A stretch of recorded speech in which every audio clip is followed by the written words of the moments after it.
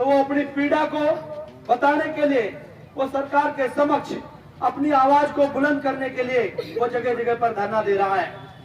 जब यह आंदोलन शुरू हुआ था तो 26 नवंबर का वो दिन जब देश का किसान अपनी आवाज को सुनाने के लिए दिल्ली सरकार के पास दिल्ली जाना चाहता है, तो उसके सामने में ये नफरत से भरी सरकार, ये तानाशाह सरकार उसके सामने में कंटीले तारे बिछा देती है, उसके ऊपर आंसू गैस के गोले छोड़ती है, उसके ऊपर ठंड में, कड़ाके की ठंड में पानी के गोले दागती है। और यहाँ तो हद हो गई बेशर्मी की कि उसके सामने से सड़क को खोद दिया जाता है ताकि वो दिल्ली ना जा सके। इससे बड़ी बेशर्मी की बात, बेहयाई की बात और कायरतापूर्ण बात नहीं हो सकती।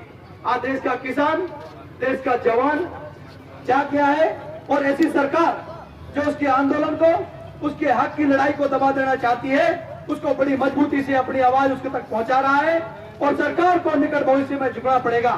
आज 10वें दौर की बातचीत रद्द हो गई क्योंकि सरकार ऐसा कह रही है, क्योंकि वो झुकना नहीं चाहती। हम आपको बता देना चाहते, ये जो कानून बनाया गया, ये मोदी जी इसको बनाने वाले तो हैं, लेकिन पीछे से इसको अंबानी और अडानी ने बनाया है, क्योंकि एक ऐसा कानून है जिसके तहत देश के अंदर जो कृषि का जो व्यापार है, कृषि से जो पैसा पैदा होता है, वो एक साल में 25 लाख करोड़ पैदा होता है। एक साल में ये लोग 25 लाख करोड़ कमाने के चक्कर में आज देश के किसान को, जो देश को बनाने का काम करते हैं, उसको खून के आंसू रुला रहा है।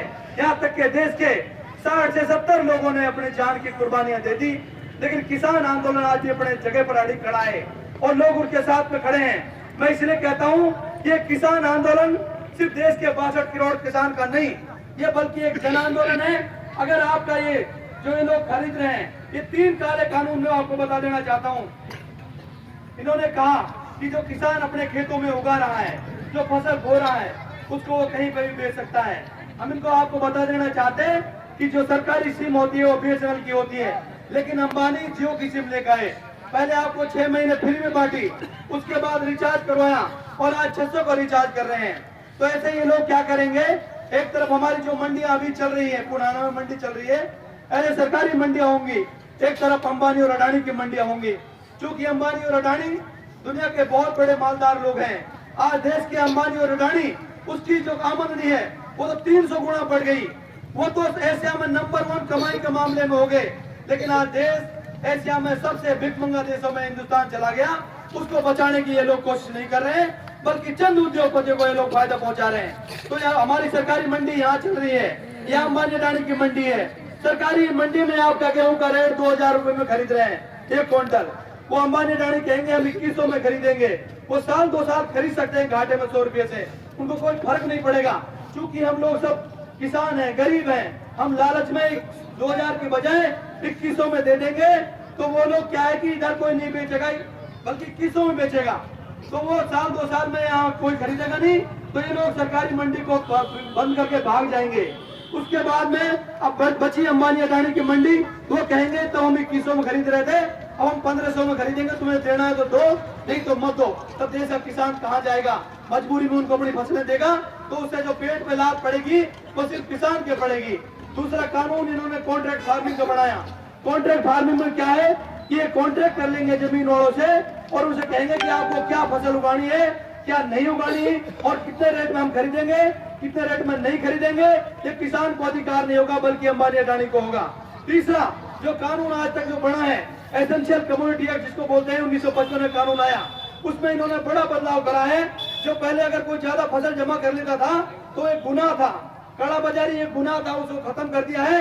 ये अपने गोडाउन में कितनी भी फसल जमा कर लें, जब ये फसल जमा कर लेंगे तो देश के किसान के पास फसल नहीं होगी। जब ये फसल जमा कर लेंगे तो सरकार के पास भी गेहूं नहीं होगा। जो आपको कोटा मिलता है, कोटा, वो मोटी बात समझ लो। जब सरकार के पास गेहूं ही नहीं होगा तो फिर आपको वो 2 रुपए किलो में गेहूं नहीं मिलेगा। सरकार कहेगी हमारे पास तो गेहूं है ही नहीं, हम आपको गेहूं कहाँ से देंगे। कुछ दिन के लिए लोग बोलेंगे गेहूं तो हमारे पास नहीं है, हम आपको सब्सिडी देते हैं। जिस तरह जिन्होंने गैस सब्सिडी खत्म करी और हज सब्सिडी खत्म करी, उस तरह ये किसान जो गरीब आदमी है, BPL का आदमी है, APL के लोग हैं, जो उनको गेहूं मिलता है उस गेहूं को भी ये लोग बंद कर देंगे।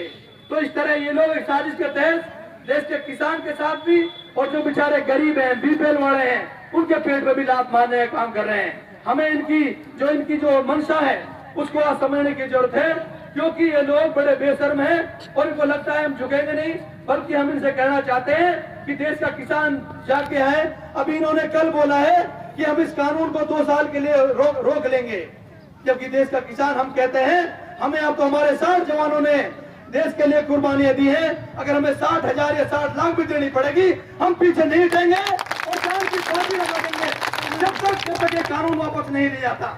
हम 2 साल के लिए नहीं बल्कि सदा मदा के लिए 3 काले कानून रद्द नहीं होते। हम इस तरह खड़े रहेंगे, बैठे रहेंगे और अपनी बात को मनवाने के लिए संघर्ष करते रहेंगे। उम्मीद है कि ये कानून जल्द वापस होगा। आखिर में हम इतना ही कहना चाहते हैं कि जो ये लोग हैं ये इनको समझने की भूल कर चुके हैं कि देश का किसान जब काले अंग्रेजों के सामने नहीं झुका, नहीं गोरे अंग्रेजों के सामने नहीं झुका, तो तुम काले अंग्रेजों के सामने भी नहीं झुकेगा। तुम जिस दिन भी गद्दारी कर रहे थे तब तुम अंग्रेजों के लिए गद्दारी कर रहे थे, आज तुम अंबानी अडानी के लिए के साथ गद्दारी कर रहे हो। लेकिन भविष्य में तुम्हें जाना होगा और देश के अंदर फिर से खुशहाली आएगी। आप सबने मेरी बात को ध्यान से सुना, आप सबका बहुत बहुत धन्यवाद। जय हिंद, जय भारत, जय नेवास, अस्सलाम वालेकुम। बहुत बहुत शुक्रिया एडवोकेट फारूक साहब। अब